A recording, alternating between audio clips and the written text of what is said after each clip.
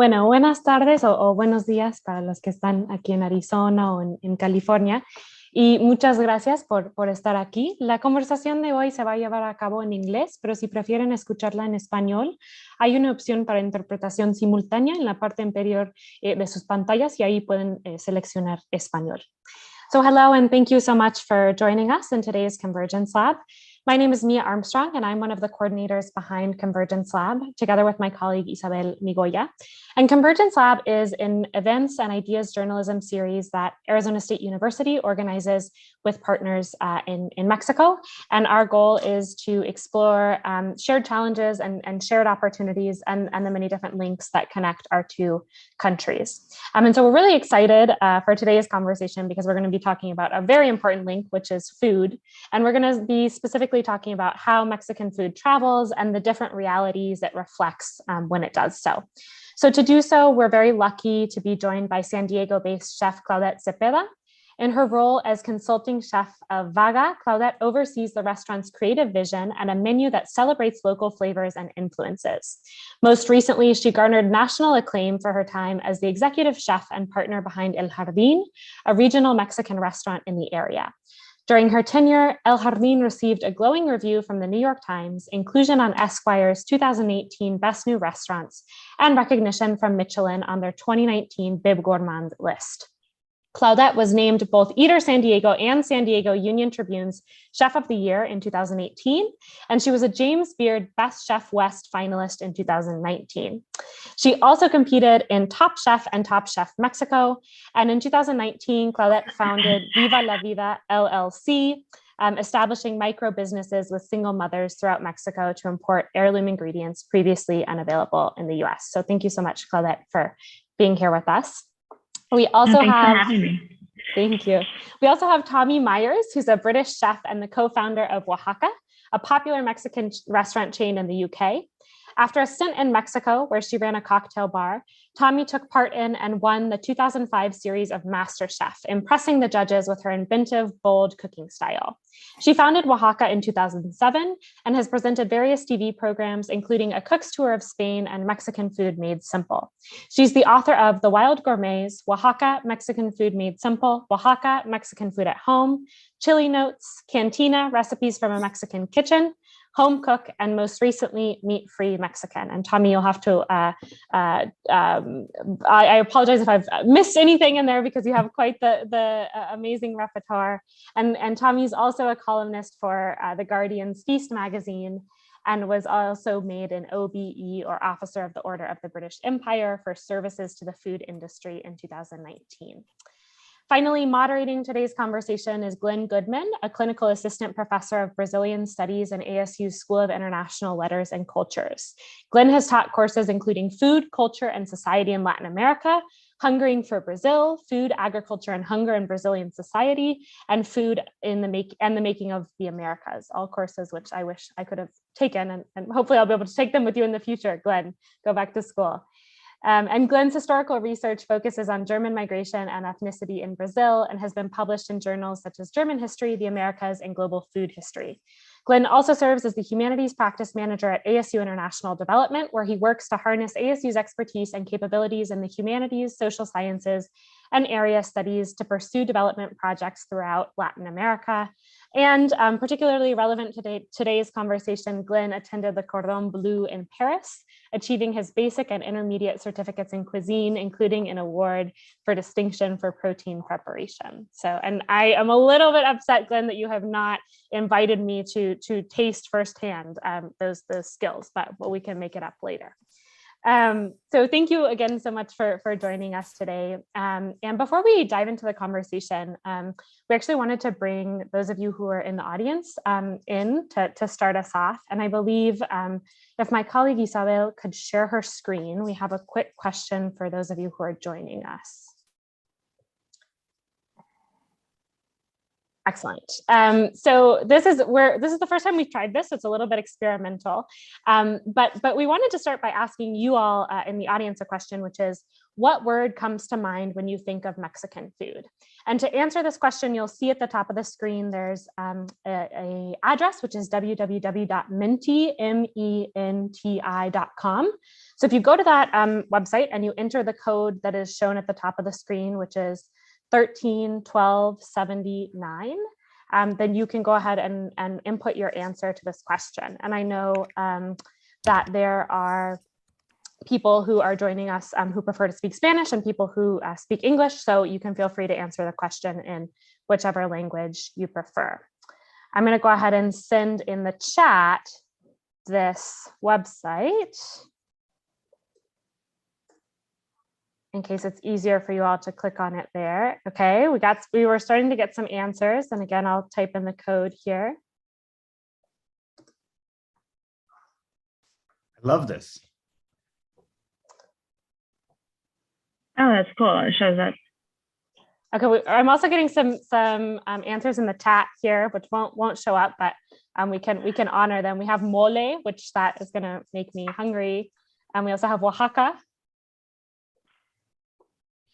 So I like that we have diversity and diversidad in both languages here on the screen. We also have another answer in the chat: tradición, proud, love, home, amazing, delicious. And so, you know, I think this is kind of beautiful because it starts our conversation off with what we'll really be talking about today, which is the cultural, familial, and kind of social kind of background and weight that food carries in our lives. So you all can, and I love that we just got an answer of mama, because, you know, I was waiting for that one. Like, Mexican food is mothers. Yeah, that's amazing. That's a good one. Yeah, and home, we got a lot of home. So well, thank you guys all so much for starting us off on this note. And Isabel, I'll let you go ahead and stop sharing your screen, because I think we could probably do this for the rest of the hour and come up with lots of good words. But without any further ado, Glen, I'm going to let you take things over for here. I just want to remind our audience members that if you have questions for Claudette, Tommy, or Glen throughout this hour, you can go ahead and send them in the Q&A box, which is at the bottom of your screen. Again, you can send them in Spanish or English, whichever you feel more comfortable with, and we'll be discussing some of those questions at the end of the hour. So thank you so much. Glen, adelante. Great. Thanks so much, Mia, for the opportunity to be here. And bienvenidos a todos y todas. Very nice to meet you, Tommy and Claudette. We're going to start with a couple quick questions, and we thought we'd just kind of get charged up, and then I'll ask you some more, slightly more in-depth ones. But okay, so for both of you, complete the sentence. Mexican food is. Tommy, do you want to start? Yeah. Sorry. Oh, no, go for it. Go. Go, Claudette. Matriarchas, the matriarchs. Okay, the matriarch. Do you want to give one sentence on why that? Matriarchs are the keepers of the familial recipes, the tradition. When people call Mexican food traditional, it really changes household to household, and it is carried on from the mothers to the daughters. Awesome. Tommy? Well, I like that diversity. That was before it came up on the screen. For me, when I started cooking Mexican food, I had a big job in trying to persuade the UK and even other countries I visited that Mexican food was not Tex-Mex, and I started exploring this idea of diversity of ingredients, and it felt that was one of the best ways to try and completely subvert people's attitudes to Mexican food and put it in a completely different framework. And then when I did some work with Kew Gardens, which is a very famous gardens in the UK that has a seed bank of many varieties of seeds and plant species. Well, I remember talking to a scientist a few years ago saying that Mexico is actually mega biodiverse. And I talk about that whenever I'm talking about Mexican food now, that mega biodiverse, you know, there's a handful of countries in the world that can claim that. And for me, a lot of what I love about Mexico is that incredible diversity of produce. Awesome. So I'm going to follow the next one. What's the thing people most misunderstand about Mexican food? mean, I'm going to jump in now. I mean, here in this country, literally Tex-Mex. I find it extraordinary that I think it was across the whole Europe and Australia, many countries believe that Tex-Mex, which is a great cuisine from Texas, but as far as I'm concerned, that's it. You know, it shares some of the ways of serving food because it used to be part of Mexico. But other than that, really the Mexican food, well, cuisines, I talk about cuisines of Mexico because there are so many different ones. Yeah. For me, that it's fast. That's the biggest misconception. Most dishes take days, especially when you have to slaughter your own animal. But yeah, braises, long cooks, patience is really the soul of Mexican cuisine. Awesome. What's an ingredient you can't live without? Oof. Me? Corn, maíz. We don't get good corn here, so I'd say chilies. Chilies, okay. Fair. So, and one last one. So whether it's Proust with the, you know, his Madeleine, or Julia Child having Dover sole on her first trip to France, one dish very often holds a lot of memory for people who end up getting into food. So what is a dish or a food memory that really is home, or really it means a lot to you? For me, growing up, I always say, like, I had a very Dickens-like childhood. It was the best of times and it was the worst of times. And the one dish that always carried through the highs and the lows was enfrijoladas, which is the most like simple dish made with blended beans and tortillas. And you have cream, cheese if you have the money for it. If not, it's just beans and tortillas. But then going to Wahaca and having enfrijoladas the Oaxacan way is just elevates that dish to a whole new level for me. But it is my entire life's journey. Tommy? Well, I mean, so my proper food memories are not of Mexican food because I didn't grow up eating Mexican food at all. And my first trip to Mexico, I was 18. But even then, that was quite a short trip. I traveled a lot, I ate a lot, but it wasn't till 10 years later that I actually came and lived in Mexico. So if I'm thinking about like Mexican memories, I mean, the first things that blew my mind were the ceviches because I couldn't get over how fresh they were, and the zing of the chili and the freshness of the lime. And I would just remember scooping them up with tortilla chips along the beach because that first trip I was young and we would have spent a lot of time on the beach. So that would be my memory. My childhood memory is completely different. They'd be like really homely kind of fish pies and things like that. No, I love food and memory. So I study kind of memory, identity, and food in the intersection. I love getting to talk to people who think about these things and where they are. So thank you so much for that. Now a couple, you know, going to kind of change to some more specific questions. Claudette, so I love the best of times, the worst of times. No, great quote. Great quote. So your parents are from Tijuana. You're born in San Diego. You were raised kind of transnationally. So, and you spent some time in your aunt's restaurant in Guadalajara. You've already talked about regional food and things in Oaxaca. So can you just kind of walk us through your trajectory as a chef, kind of where, you know, obviously you've already told us your mother looms large, but kind of how did you end up where you are? Yeah, so my family my mom is from Tijuana, my dad is from Jalisco, Nayarit originally. So the trifecta of my upbringing was between San Diego, Tijuana, and Guadalajara. My parents had several failed food ventures in Tijuana. My mom had a loncheria. We had an Argentinian restaurant at one point. But my aunt's restaurant in Guadalajara was really the pivotal part of my childhood, of going there, seeing how she operated her restaurant, selling pozole, putting 6 kids through university off of making pozole. You know, hindsight, that was such a formative experience for me to witness, and how she hosted people and how the importance of hospitality was really rooted in that experience. And then from there, I had a child very young. I was 18 when I had my son, and my first kitchen jobs were at 16 here in San Diego. And I thought, for some reason, that little bit, sorry, my earphone, that experience of being a teenager in a restaurant sorry, my dog is freaking out, was a reminder of the feeling that I had when I was little at my aunt's restaurant, of the family relationship that was curated, of like the family you choose in restaurants. And from there, I decided to really stick to restaurants. It was the only place that I felt seen. And at 18, I had my son. The following year, I attempted to go to culinary school. It lasted 2 semesters before they told me, you can't afford to come here. But in that short amount of time, I met mentors and I became a pastry chef. First 8 years of my career were as pastry, just devoted to pastries. And then I went to butchery, and then I went to savory. So I took a very unorthodox approach to cuisine, but it made me a really strong cook.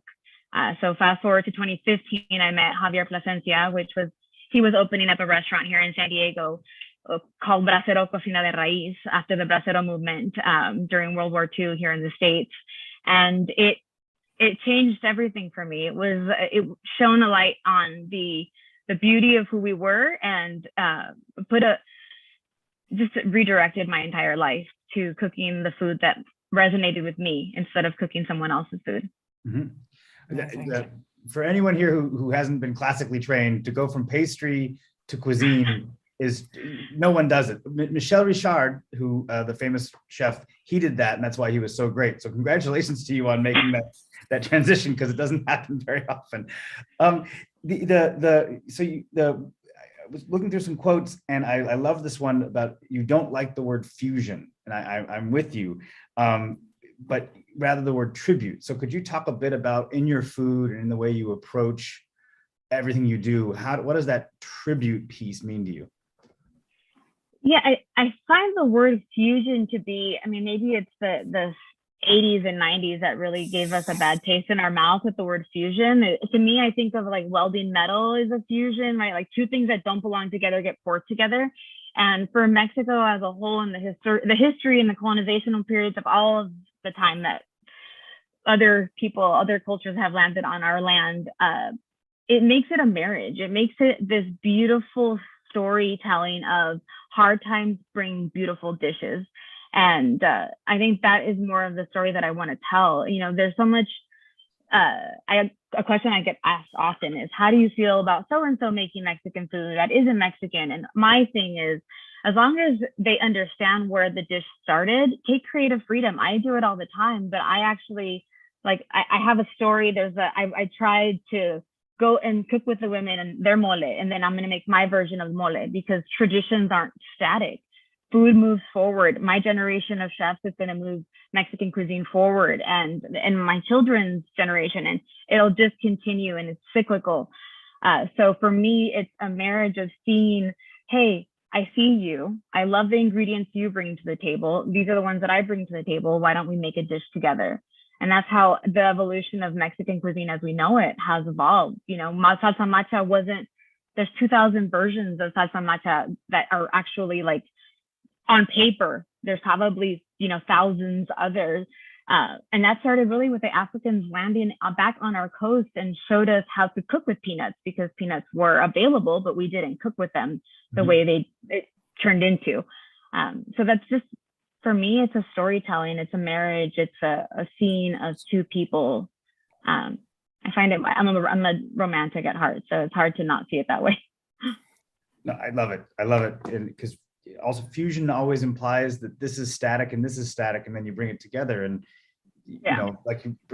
most people don't know about the African roots of Mexican food, right? These are things these are hidden histories that you go peel it back and you can see that nothing is static, ever was. So tell me, your trajectory towards being a very successful entrepreneur and ambassador for Mexican food in the UK is a little different. So you said you went to Mexico as a teenager, ceviche on the beach. I think all of us who have the travel bug have been that monolingual, maybe tourist, and having these great experiences. But how did you get from that to devoting yourself to Mexican food in the UK? Well, that trip, I just didn't have much money, so I had a hammock. I was a typical tourist, but I ate everything. I mean, I've cooked since I was a child. Grew up cooking by my mother's side. Love Claudette's tribute to the matriarch of the family. My mother definitely taught me how to cook. You know, the real basics, how to cook an onion low and slow to get the most flavor out of it. All those real kind of hallmarks of cooking, although, you know, more British, I guess, and European than Mexican. I was to learn the Mexican style later, but I couldn't get over how delicious the food was. So I ate everywhere. And I did that thing where I just seeing where the Mexicans would eat, and then I'd eat. And I'd eat there. And the girl I was traveling with kept saying, oh, I can't do that. I can't eat that stuff. It's raw. Anyway, I just loved it. And I got back to the UK and I was just like, now that I know how good this food is, I'm going to eat it all the time. And then I started just watching and seeing, like, there just really wasn't, there was no representation of it.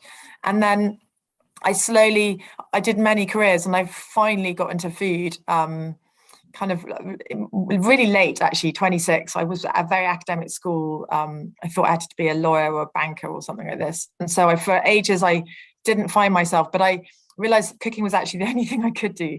So thankfully, I went to this amazing cooking school. I started cooking and learning about soil, actually, because the environment's a big passion of mine too, and how food is grown. And 10 years later, there still really didn't seem to be any Mexican food in the UK. And it was crazy because London was a very cosmopolitan city. And we had African, lots of different African food, not just African, like Ethiopian food and Somalian food and Indian food from the Punjab, from Goa, all sorts of regional foods from all around the world, but no Mexican still. There was one stall that a Canadian woman had opened up in Portobello. And she was an amazing visionary, actually, Dodie Miller. So I went back. Basically, I had some friends. They were opening a big restaurant in Mexico City, and I went out to open the cocktail bar. But really, and it was for Gabby Camara, who is, a kind of restaurateur in Mexico, and working for her was amazing. But also just being in Mexico, and that's when I started traveling. And I was traveling because I wanted to know, how do you know when to use a guajillo and when to use an ancho? Or a chipotle, and when to use a pasilla, and like, how do you unpick all this stuff? And I just wanted to learn and learn and learn. And I had really awkward moments where I'd asked to go and work in someone's kitchen for a few days, and they'd look at me going, because I'm really tall as well, and they'd be looking, who is this gringa, in this kitchen? Why is she here? And there's that slight suspicion as well of like, is she coming to steal my recipes? And why, there's definite. And so I had to work with quite a lot of feeling like a square peg in a round hole. But I just couldn't get over how good the food was. And also I was friends with Gabby and a whole lot of different people in Mexico City, and everyone was obsessed with the food as I was. And we go on these crazy taco trails. And so I kept thinking, this is not just me. I'm not going mad. This food really is something special. And I started traveling to the different regions, like Wahaca, I fell completely headlong in love with. Veracruz blew my mind. Baja California was just unbelievable. And really that's what the start of the journey of unpicking this regionality. And Alicia Rionea, who had El Tajín in the sur part of Mexico City.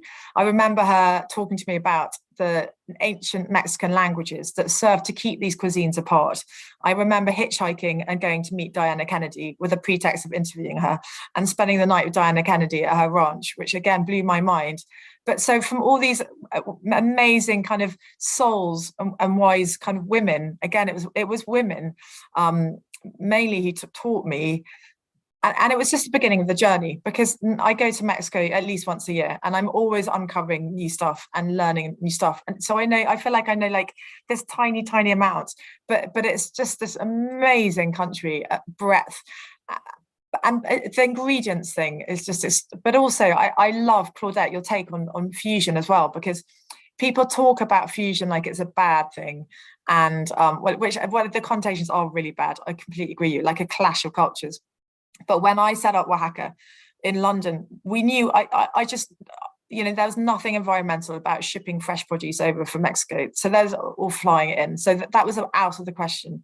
So we were immediately going to go for British meat, British dairy. So it's like, what can mimic some of those flavor characters? So from queso añejo, I started using things like pecorino.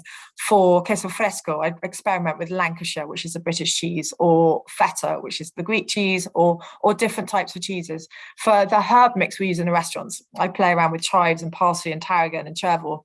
to try and get some of those lovely anise flavors you get from the herbs of Mexico, knowing that we can't possibly have exactly the same flavors. The corn is not the same, none of it's the same. So when I feel very much, people say, are you authentically Mexican? I feel like, well, no, I'm not authentically Mexican, because I'm in London and I'm working with British ingredients, but using Mexican chilies and Mexican cooking techniques, which, by the way, is incredibly hard to teach this bunch of chefs who'd never cooked Mexican before. They kept thinking I couldn't cook because I was like burning chilies and burning onions and burning tomatoes to make salsa. Like, why is she burning all her stuff? She basically can't cook. So it was a kind of it's a whole learning process. But I also feel really conscious that I'm British and I'm not Mexican. And that makes me feel even more precious about our role in Wahaca of how we communicate Mexico. So for many years, we had a newspaper called Hola London that talked about the cultural side of Mexico. And I do lots of talks, and I'm always talking about the ingredients and the diversity. And I hope what I'm doing is not stealing from Mexico, but rather spreading my love for it, and trying to do it justice, because really, frankly, beforehand, this whole Tex-Mex, notion that it was somehow Mexican was such a kind of terrible lie that my next question comes from my own personal experience of living in the UK in 2004, 2007. And I remember trying to hunt down that elusive can of chipotle and adobo just to have anything that tasted. I'm from Arizona, so kind of part of the general, let's say, Mexican food realm, and so I'm with you. So I wanted to ask you kind of, obviously, when you came back from Mexico and you wanted to start Wahaca, you had, you figured out how you're going to deal with ingredients. So focus on technique and bringing in what local ingredients you have. But how do you think Wahaca has changed? I mean, Wahaca you started in 2007. Yeah. And I mean, now Mexican food is really on the map in London. Last time I was there, I mean, it's a totally different world. So what do you see as that evolution? And what's the role that Wahaca played in it, do you think? Well, it's so exciting for me that we have all these Mexican restaurants. I mean, Santi Lastra is one of the more recent openings for Cole. He's such an amazing guy. It was frankly, it was depressing before, because we were doing all this work and trying to kind of shine a light on Mexican food. And it was really hard being the only people. And it's also was really easy to get then a bit complacent about your food, because you were the only people doing it.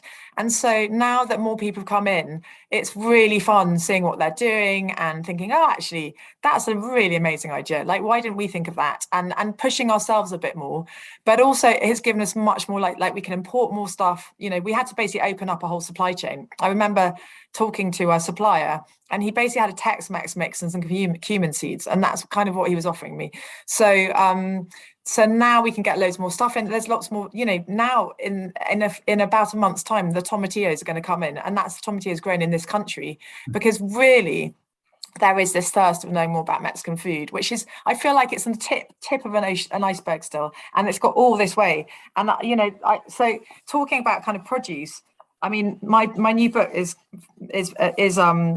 vegetarian Mexican, but I try to do the fideos there to do it justice, but it's with kind of British tomatoes in season, and then just here is a kind of polenta with al ajillo, but these are girolles that we grow in this country. So trying to keep it always rooted to kind of ingredients here, and then how the perceptions have changed. It just feels like people have just got this unquenchable thirst to know more, because apart from the food being delicious, Mexico is culturally so rich and so incredible, and whether you talk about the film or the art or the literature.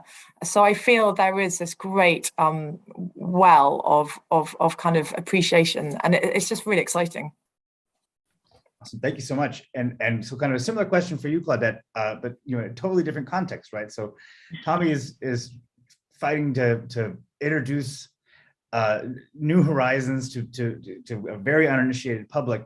I want you to talk a bit about what it is to be a Mexican cook or cook Mexican food in a place where the land you're on was Spain and was Mexico before it was the United States. Here in Phoenix, 70% of the high school students in the district where I live speak Spanish at home. So kind of talk a bit about Mexican food in the US, both as an ethnic food, but then as a kind of food movement. Whew, I don't know if we have enough time. To Tommy's point, for me, my biggest triggers are when I hear people say, is this authentic or is this traditional? Authenticity is very individual, and traditional, I have seen within one neighborhood block in Mexico, everyone eat mole different ways, everyone eat barbacoa different ways, everyone eat birria different ways. So it is 100% why I say the matriarchs are the key. They're the holders of the secrets. I mean, UNESCO wouldn't have named Mexican cuisine a gift to humanity had these women not been involved, and the indigenous women that really are the caretakers for our food. But for me, the Southwest conversation, and being from a border region where we have a lot of different interpretations of Mexican food within San Diego, it was an uphill battle on getting people. When we were at El Jardín, all the critical acclaim, everyone loved it, but the one group of people that hated us were San Diego Mexican residents. And it was usually the people that were first generation, second generation, didn't even speak the language, only went back to Mexico to eat in Cabo and Tulum and all the places that every actual Mexican stays the hell away from. And it is my duty to learn as much as I can about our cuisine and the soul of it, to then translate that information forward. I've been eating Mexican food and cooking Mexican food my entire life, and I still don't know anything. I feel like a student every single time that I go. I travel to Mexico or Tijuana on a weekly basis. I'm in Tijuana at the markets and just seeing how the food is moving in that sphere. But I think that Mexican food up until recently was only made by Americans, usually American men in the United States, which I found to be really interesting. And I found it to be a responsibility on the journalist side to seek out the talent that was making it, because we were out there doing it, but it wasn't being highlighted. And if we're only ever talking about the same people making, food that isn't theirs, it doesn't do that culture justice. Then people always assume that a Mexican taco is a crunchy, corn tortilla that was made God knows when with cheddar cheese on top. That's not how we eat. It changed the actual narrative wasn't ours. It was it's 3 times removed sometimes. This is a whole rant I can probably get into, but I think the food and Mexican food as a whole in the United States is definitely moving forward, being that, you go down to just people calling red rice Spanish rice. And the reason why it was called Spanish rice was because the Anglo immigrants said that this is the rice that the Spanish speakers eat. And that's how it turned into Spanish rice. But like paella doesn't have tomato in it. And it was, to us, it's just rice, arroz mexicano, arroz rojo. But growing up, I didn't even eat red rice. Usually we ate white rice with butter and garlic, because I was in a region where it was heavily Asian influence was a big part of where we were in Tijuana, and the Chinese immigrants that built Tijuana as a whole, the Japanese immigrants that built the entire seafood industry in northern Wahaca. I didn't eat like every other kid. My dad immigrated in the 60s. His first wife was German. So we were having schnitzel and, all these weird, what we call, weird food at home in Tijuana. My dad would find a bodega that had a can of escargot and would have my mom make it. So I was introduced to all kinds of different foods at a very young age, which made me very tolerant and gave me all these different faces and flavors in my life that I think were extremely formative into what Mexican food, what really was. And now I say, I'm Mexican, therefore that's Mexican, eat it. I like your attitude. It's funny because when I bring new dishes on our menus, I feel like I have these same conversations with our chefs, because for so long people would say, why don't you put this on the menu? It's Colombian, it's a lovely Colombian dish. Or I got this great Brazilian. And I'd be like, we're a Mexican restaurant. And I was very strict at the beginning about what went on. And then I started being able to do the things like the kind of the jalapeno, the soy, because that's what I ate when I was in Mexico. And then my chefs would be like, but Tommy, you're always talking about staying true to Mexico. And I'd be like, but this is Mexican. This is what I've eaten in Mexico. So you're right. It's so it changes. And also I think I really respect your thing is that also every cook has their own. It's what they've been brought up with. It's how they've developed over the years. And my cooking is so seasonal, and so my type of cooking is rooted to what is in the market on the day, and then what chili I think might match with it. And whatever you call that food, I don't know what it hasn't got a name. It's just the food I cook. So Yeah, in Mexico we have a thing that we say when it's a chef-driven cuisine, which we call it cocina de autor, which means the author's kitchen, which means the chef doesn't get asked where it's from, which is a beautiful concept. But nowhere else do they seem to adopt that, and they always want to put a flag to it. And it makes it so prohibitive of like what you can do. If you just let people be creative, how beautiful and how tolerant would we be as a society across the entire world if we just saw food for the creatives making it rather than the flag attached to it.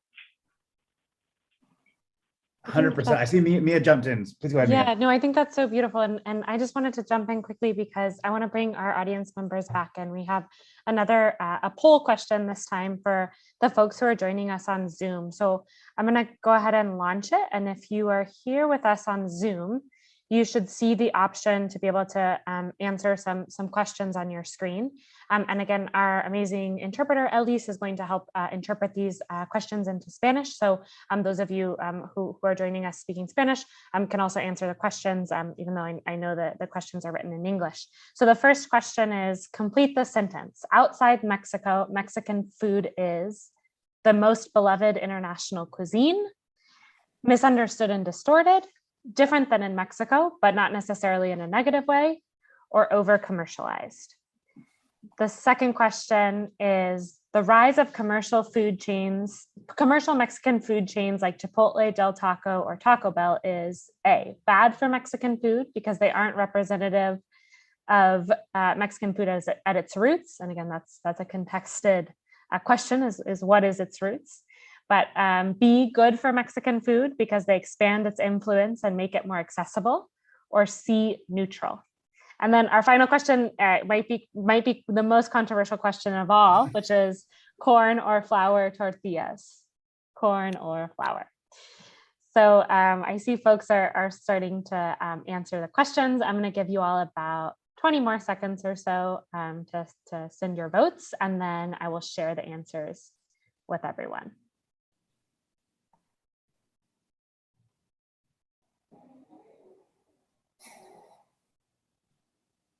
Okay, final chance to send your answer.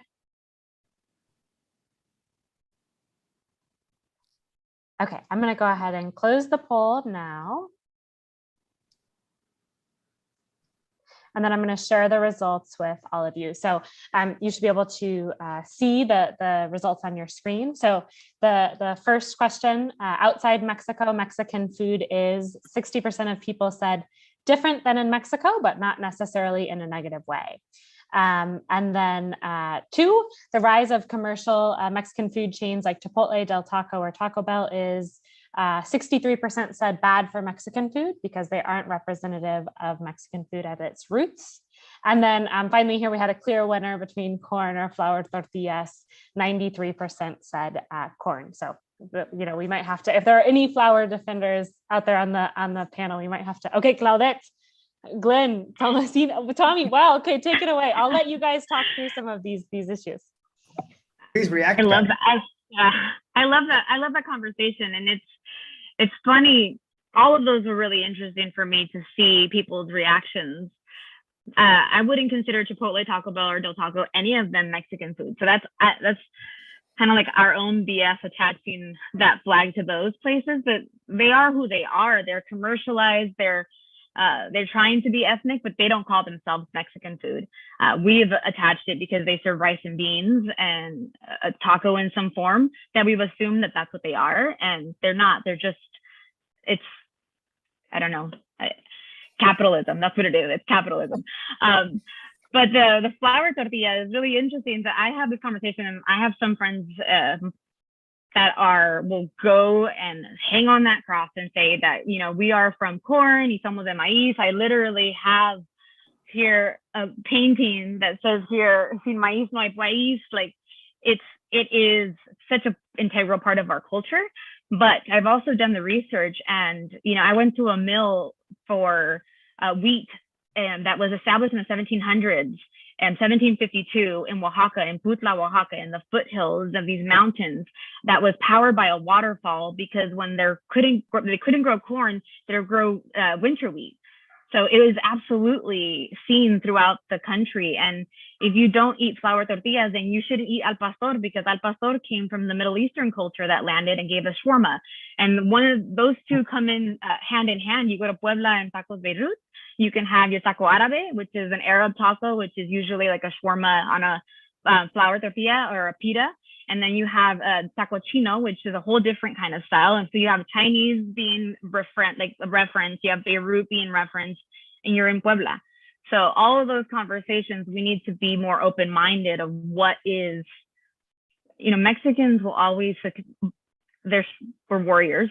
We will always find a way to get ahead. So without having flour, you're saying that we can only rely on one crop to feed our families. And a lot of people had to diversify their portfolio, so to speak, on their farm and grow whatever they could. In the north, we couldn't grow corn. You can't grow corn in the desert. Mm-hmm.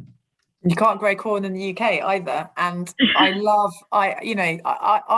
enough, I was like that when I started. I was like, no, corn is the only way, it's corn. And then I went to northern Mexico and I had that first flour tortilla enriched with lard, and I literally nearly died. It was so delicious. I was just like, holy crap, this is good. And it's paper thin. It's not like those fat, heavily processed, disgusting things that last for like 6 months on the shelf. So, and then coming from the UK, where a lot of the work I do is around regenerative farming and the health of the soil. We don't grow corn in the UK. So at the moment, I'm doing an experiment with a group called Wild Farmed, who are trying to grow the amount of regenerative farming in this country. And they produce this incredible wheat that's completely pesticide-free, fungicide-free, herbicide-free. And it's incredible. And it makes bloody brilliant flour tortillas. And, we do have nixtamalized corn here, but it's from dried corn that's shipped over. So it's fine, but it's never going to be like the corn tortillas in Mexico. I've done 2 food festivals in London near Maidenhead, and one of them included Santi showing me his brilliant take on making tortillas with barley. And I was like, you're insane. It took us forever and it was torturous. But he wanted to use UK ingredients. And I found that, so again, what we do in the States, we do the same thing, or we do in Mexico, is we just make it work. But I love that you do what you have with what you do what you can with what you have, which is, I think, the human history everywhere. Yeah. And that's in my class, and I hope you both come talk to my class in the fall, but we start off with, what's the basis of civilization? How do you get enough calories in enough people to survive for enough time to reproduce and do the rest of it? And so no one cares about flour or corn or barley. It's going to be what you got. And that's the root of all of it. Yeah. So I'm going to ask one last question. We've touched on this, but I wanted to give you both a space, because I think you both represent very politically engaged. You have different projects in what you've done that are about identity, but also about sustainability, but also about this. You're both female entrepreneurs, female chefs in, at least in the West. Mexico is a little different, but the professional kitchen is thought of as a very male-dominated space, and I know it's changing, but I'm sure that over your trajectories, you've seen that change. So just want to give you both a space to kind of think about, to talk about where you think about yourself as a political actor, in terms of where does the food is letting you make interventions in society, and where you want to go with that. So maybe Tommy, you start first. I feel Claudette should go first. Okay, Claudette.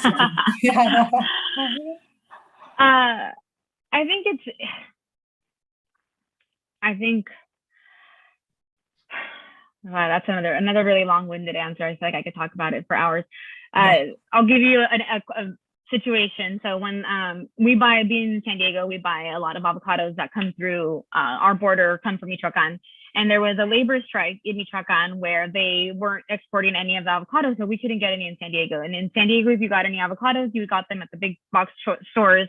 and they were usually from Peru, and they were sprayed with pesticides, or they were sprayed with, you know, chemicals that would make them ripen faster in giant containers. And I just wasn't okay with serving that. And I wasn't okay serving, you know, poor avocados. It was, you know, during the crazy California wildfires, so all the avocado groves in California were jeopardized, if not destroyed. And I took guacamole off my menu, and people threw a fit. People started putting on, you know, on reviews saying that I wasn't serving avocados because of a narco problem that the United States was having. And I was just like, holy hell, people just don't get it. People are gonna create whatever narrative they want with their biases, regardless of how much we make an attempt to educate. So for me, it is really based off of the power of our dollar and how we spend it. And wherever you are, your dollar, how you spend it really does matter. Everyone, you know, from younger generations, I remember hearing forever of my vote doesn't matter. You know, things are going to happen however they happen. I don't have a say in it. And that's just such a defeated like point of view. I feel like how I spend my dollars really matters, especially in San Diego, and especially seeing when I opened a restaurant in San Diego, in the United States, that had everything inside of it that came from Mexico. The chairs, the tables, the art, the artists that came and did the murals, and the welding that happened in TJ that got, you know, imported in. I made such an effort to make sure that my dollars went to the families directly. And that's what your power is with buying produce from farmers. Instead of buying that $25 or 25-cent head of lettuce, you could go to a farm and pay 75 cents, but at least you know that the entire 75 cents goes to that family, not through this crazy system of grocery stores. And a lot of that produce gets thrown away instead of handed to people that would eat it. So Mexican food, it's so special. Being able to film Top Chef Mexico was a real privilege, and I will forever be changed because of that experience. Reality TV show aside, we got to go, and all of our market runs were in actual markets where we were buying the produce off the floors, off of these people. We got to go and go to an orphanage that every house has 10 children and a mother hen, so to speak, that isn't related to the children, but who is supporting them and feeding these kids. And they're given 50 pesos a day to feed all of their family, all of the kids in that house for 3 meals a day. And it's government subsidized. So one of the challenge was we had to make this family a dinner, a 3-course full complete meal with a vegetable, a starch, and a protein, and agua fresca, and a dessert with the same amount of allowance that these women get. We spent after I bought one ingredient, I was out of money. So I spent the entire market run begging for food, and that is. It humbles you in a way that I was like crying at the end of that, you know, market run. So your money matters, how you spend it matters, and being open-minded, especially with food that you don't understand, regardless if you're Mexican, we don't understand because we're encapsulated into our household. You know, people will go on my social media if I put albóndigas al chipotle because my mother made it that way, will harangue me for not making it the soup version. I'm like, I don't like it. That's not how I ate it. That's not how my mom made it. Leave me alone. Like, just be tolerant to the fact that not everyone is the same. You know, so I think that the biggest thing that we can do is be tolerant human beings, especially nowadays. Like, I feel so old saying nowadays, but it's I see intolerance, and I see an inability of people to be open-minded, and it scares me having teenagers go into the world. It scares me that is how closed-minded some people can be. So all I can do is live my truth and be authentically myself every single experience that I can, especially related to food. But yeah, I can talk about this for hours. Sorry, Tommy. No, I mean, I've never met you, Claudette, but I literally, you're a heroine. I really love listening to you speak. I think we have so many commonalities in our attitude to life. I'm trying to remember what you said at the beginning because it was so true to exactly what I was thinking. I've lost my thread of thought, but I think it was about your money and how it's spent. In fact, I spent this afternoon with Zach Bush. He's just flown over.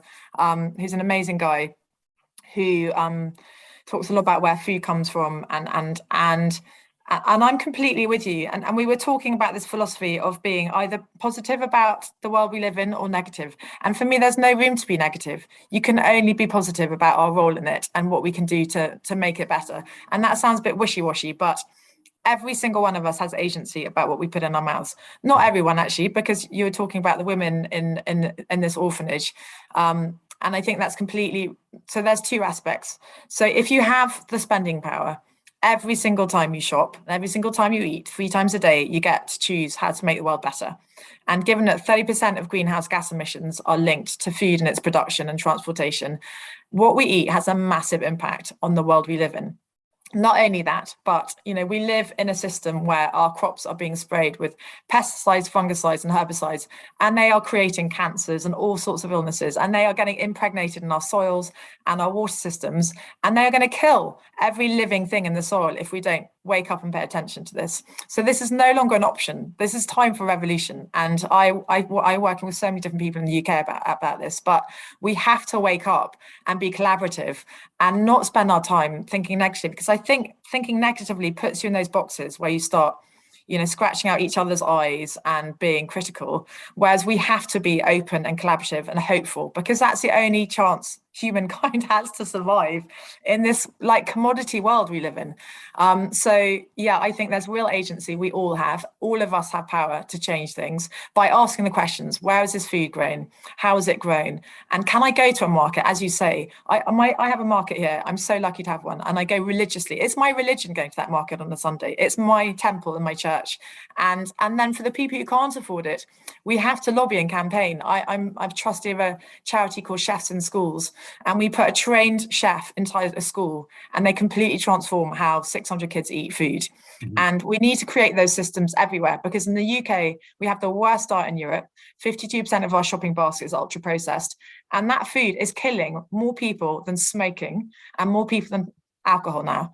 And it's interesting to me that both smoking and alcohol are taxed, whereas the ultra processed food industry is not just not taxed. It's the food that kills people, but it's subsidized too. Like the farmers are subsidized to produce this kind of awful corn, soy monocrop that they spray with glyphosates and all sorts of other chemicals, not just glyphosates, there are other chemicals too, that are basically killing our earth. And we are human. The word human comes from the word humus, which is earth.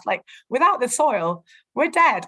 So I am really hopeful about this, because I think the more we can talk about it, and the more we can also think food is delicious, but let's eat less meat. Let's take care about where the vegetables are grown and how they're grown, and support the right people who are growing them. And with every pound or dollar we spend, we can support a system that supports the chemical commodity crop system or the wonderful organic kind of farming system. And lots of people try and divide these things. Say, you're smoking a pipe dream. You're never be able to feed the world with those kind of answers. But that's just dividing. I think, we all have to try. And if we don't try, we're doomed anyway. So yeah, I think we have a real role. And I think that's what's so exciting about working in food. Not just that we get to give pleasure to so many people by the delicious things we get to feed them, but that food is everything. It's politics, it's environment, it's mental health, it's physical health, it's deliciousness, it's memory, it's who we are. And that's why I love Mexico, because of the culture. It's all about food. That's why I fell in love with Mexico, because it's just amazing. Okay, well, I will say one little point class. to Tommy's last point, and just hearing her speak about it too, is how we see things is intrinsically correlated to women, because we take that extra step to think about it. I'm not saying not all of my male counterparts don't think this way, but women really care about it more. We separate ourselves from it. We take our ego out of it.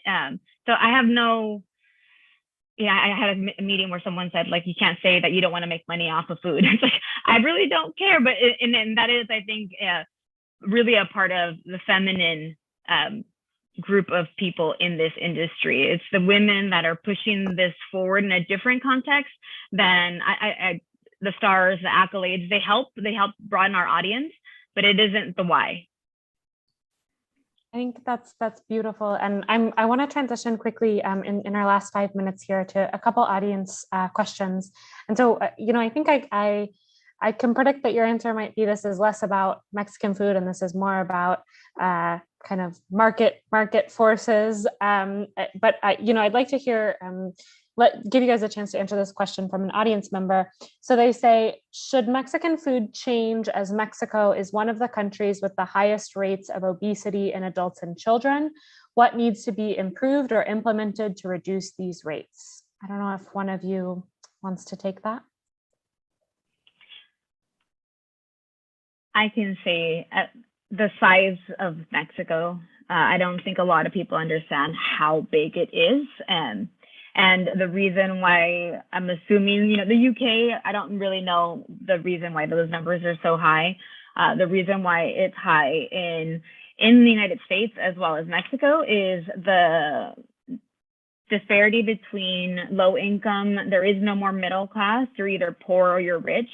And it's a lot cheaper to eat really fast food, poorly made, processed food, government subsidized food. 13 years ago, I was a welfare recipient, teenage mother with 2 kids getting government cheese and box cereal because that's what I was given. That's what the government subsidizes to us. Why Native American fry bread is so famous, it really comes from rations that the United States gave them. They gave them lard and flour and told them, get away. So there's a lot of ugly that is in that number. And a lot of it is a disparity in income and socioeconomic possibilities. So unless we, with our dollar, buy more organic produce, buy more direct to farmers, so they're growing more, so then they're able to lower the prices for people with low income to purchase, it's going to stay that way. It's cheaper to buy a bottle of Coke, a 2-liter bottle of Coke in Mexico than it is to buy a bottle of water. So if you think just on that, on one thing, which is soda, it's I mean, I want to say a bad word, but it's messed up. Yeah, it's not about the food itself or the cuisine itself. It's about power, right, and access. So thank you, and that was from Barbara. So Barbara, thank you so much for that question. Just one more question before we close, and Tommy, I'll have you take this one. But Gabby asks, how can you achieve the perfect marriage that Claudette mentioned? So you can get a fusion, but at the same time, the fusion respects the identity of each gastronomy. So you were talking a little bit about, how you think about the many different influences that go into your food. So how do you think about kind of constructing that marriage, arranging that marriage? So I think cooking is about it's about honesty and truth, and you cook from your heart. And the first restaurant I cooked in was manned by Skye Gingell, who is an Australian chef but lives in Britain. But in Australia, she was kind of open to lots of Lebanese and Arab flavors and influences. So her food has a lot of Australian influences, a lot of Arab influences, but she lives in the UK. And so her food is uniquely hers, and she doesn't call it by anything. And I think we slightly covered this before. So the food, my food that I cook outside Wahaca at supper clubs and events is using really beautiful ingredients that are completely in season with the influences that I bring from my upbringing, from my grandparents, from my mother, and from my absolute love of Mexican food and spicing and fresh herbs. And so that's my food. At Wahaca, the restaurants, we do Mexican street food, but we do them with British ingredients, but we cook them in a way, techniques I've learned in Mexico, with respect. And we just try and make the food sing and shine with flavor. And we don't get too hung up about it, because as long as we've played kind of respect and we think the flavors work, and, I'm not going to start throwing in crazy ingredients from different countries in, because we're essentially a Mexican restaurant in Britain. But so we're using, it's kind of similar, British ingredients, seasonal, and with Mexican flavors and cooking techniques. And some of the ingredients will be different. So I guess you could call us a Mexican influenced. But again, I wouldn't even put a label on what is Wahaca. It's street food. It's, maybe it's Mexican street food, or you might want to say it's Mexican influenced street food. But it's delicious. That's all I really care about. And we love Mexico. And we have an amazing street charity called Etnica Mexico City, which we've been giving money to for 12 years through our street food specials. And And that is our way of also just putting back to this incredible country that I've learned so much from. Yeah. And okay, so just to wrap us up here with a fun one, we have one quick question from Emilia, who says, what is your favorite taco? Everything's a taco. I know. Everything is. We don't grow up in households, you know, with tacos. You eat tacos in the street, and I would never have a taco on my menu because I'm not a taquero. I'm not a taquera. I let them have their job and stick to what they know. But growing up, everything's a taco. It's BYOT. Build your own taco. Tommy, what would you say? Yeah, I guess it's like you saying, what's your favorite sandwich? So currently, you know, what's in season at the moment? I mean, courgettes, like char-grilled courgettes. I went to a chef's friend's house the other day, and he made this amazing sauce with pistachio nuts and fresh lime because he'd run out of a lemon. And we were dipping kind of wilted asparagus into this amazing pistachio kind of sauce that he bought a molcajete in a market in the UK, and it's this huge molcajete. And he was grinding this thing, and then it was the last asparagus from his allotment. And, you know, you could shove that in a taco, it'd be delicious. So yeah, I think, you know, just make a great salsa on the side. Excellent. Okay, now that we are all sufficiently hungry and ready to go off to lunch, we'll have to wrap things up here. Thank you so much, Claudette, Tommy, and Glen, for this amazing conversation. Thank you also to all of you who have joined us. We hope that you've enjoyed this conversation, and to stay up to date on further events from ASU in Mexico and Convergence Lab, you can follow us on Twitter. We're at ASU_MX. So thank you all so much. Cuídense. Hasta luego. Thanks so much. Bye. Thank you. Bye.